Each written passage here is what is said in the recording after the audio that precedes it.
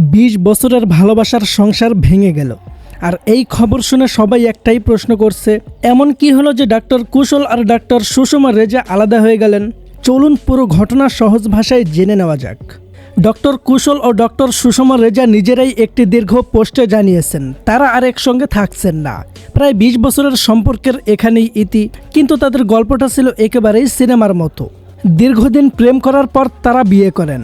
বিয়ের আগে জানা যায় ডক্টর সুষমা রেজার মা হওয়ার সম্ভাবনা খুবই কম। তারপরও ডক্টর কুশল সব বাধা উপেক্ষা করে এমনকি পরিবারের বিরুদ্ধেও গিয়ে তাকে বিয়ে করেন। এরপর কেটে যায় অনেক বছর। তাদের সংসার পূর্ণতা পায় 2 সন্তানের মাধ্যমে। বাইরে থেকে দেখলে মনে হতো এ যেন এক সুখী পরিবার। তাহলে হঠাৎ কি হলো?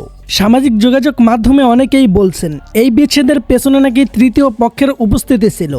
তবে এই বিষয়ে সংশ্লিষ্টদের পক্ষ থেকে বিস্তারিত বা নিশ্চিত কোনো ব্যাখ্যা দেওয়া হয়নি, তাই এসব দাবিকে নিশ্চিত তথ্য হিসাবে বলা যাচ্ছে না। এই খবর প্রকাশের পর অনেকেই অবাক হয়েছেন, কারণ এই 2 চিকিৎসক দীর্ঘদিন ধরে মানুষের মানসিক ও শারীরিক স্বাস্থ্য নিয়ে কাজ করেছেন এবং সম্পর্ক নিয়েও নানা পরামর্শ দিয়েছেন। কিন্তু বাস্তবতা হলো সব সম্পর্কের শেষটা একরকম হয় না। কখনো কখনো অনেক ভালোবাসার সম্পর্কও শেষ হয়ে যায়। সেটাও জীবনের একটি কঠিন বাস্তবতা। আল্লাহ যেন কাউকে এমন কঠিন সিদ্ধান্ত নেওয়ার পরিস্থিতিতে না ফেলেন। এই পুরো ঘটনা নিয়ে আপনাদের মতামত কি? কমেন্টে অবশ্যই জানাবেন। আর এমন সব আপডেট পেতে আমাদের সঙ্গেই থাকুন।